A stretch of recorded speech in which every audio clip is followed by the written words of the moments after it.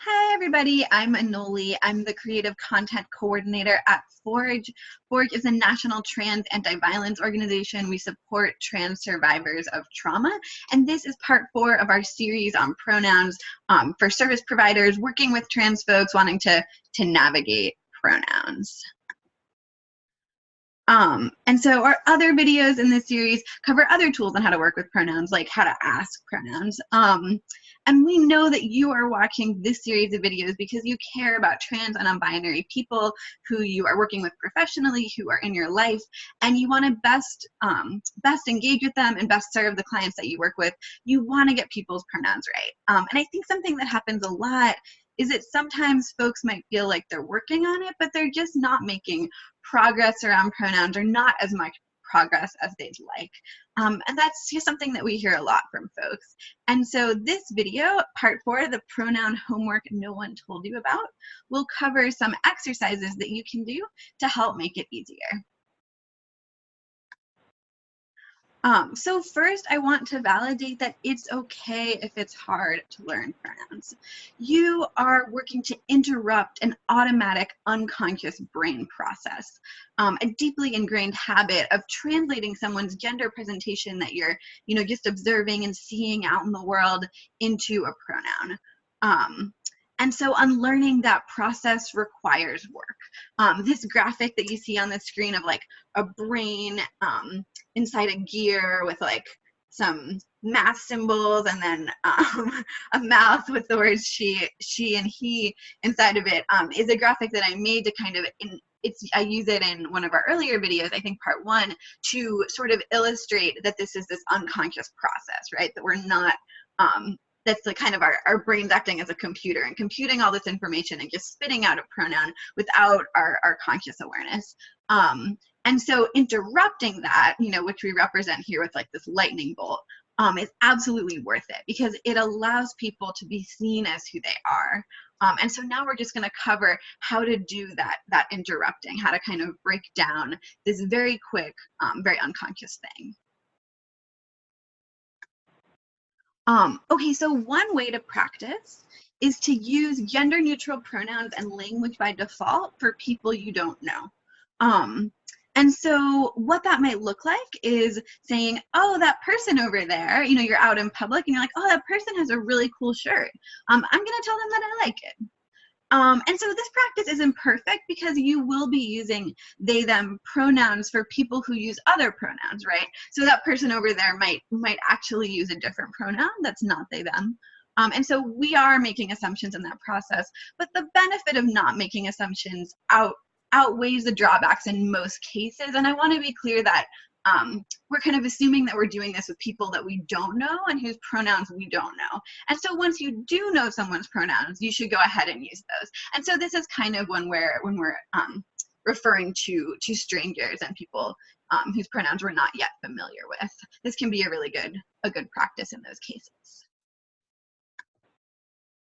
Okay, so another way to challenge this unconscious habit of gendering and misgendering people is to intentionally switch up the pronoun you use in your heads for people you don't know.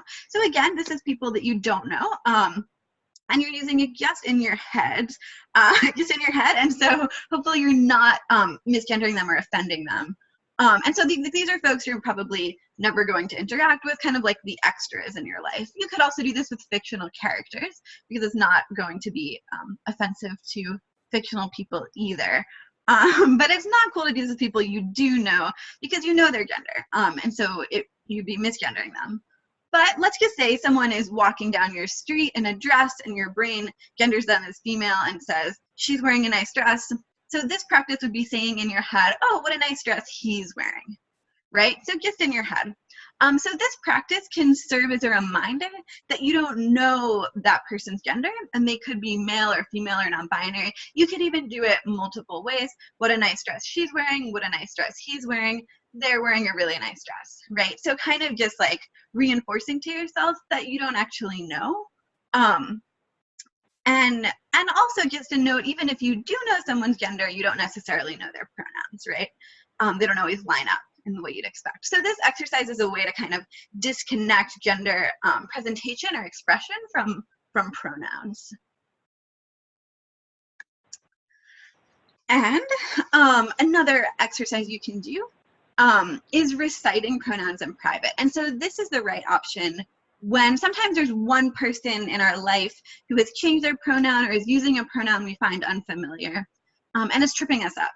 And so in those cases, it helps to talk to yourself when you're alone and talk about the person using that pronoun so that you can begin to make the association, rather than kind of messing up in front of them, kind of really practicing a lot when you're alone.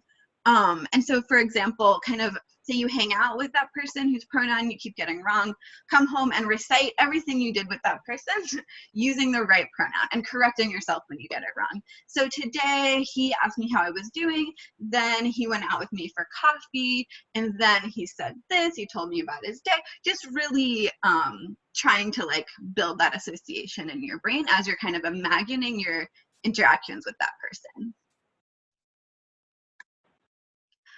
So another way to reinforce your brain's association between a person and their pronoun or pronouns is to add their pronouns to your phone's address book. So we have like this technology, we use it all the time.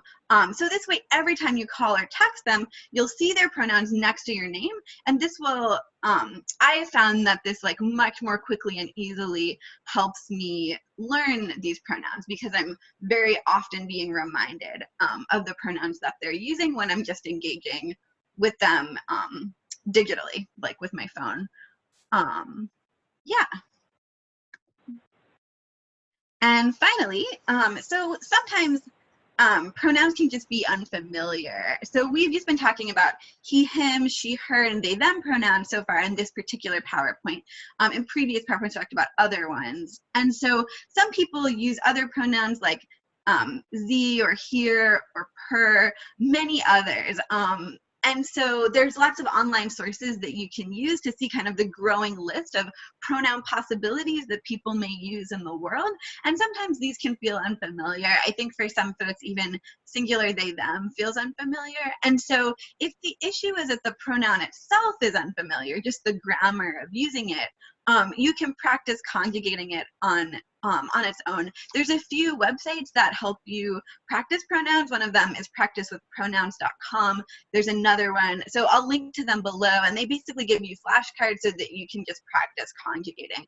And so, yeah, I think it's a helpful analogy is to think of it as learning another language or pieces of another language, because you are, and that's okay, and it's worth the work. So just to recap, if you're having trouble with pronouns, that's normal. Here are some ways to shift the way that you think about gender pronouns to help you get them right more often. So just to recap, use they, them pronouns by default with people you don't know. Switch pronouns in your head for people you don't know. Recite the person's pronouns that you're struggling with. Add pronouns to your phone contacts, and practice conjugating unfamiliar pronouns. Practicing even just a little bit can make a really big difference in getting pronouns right.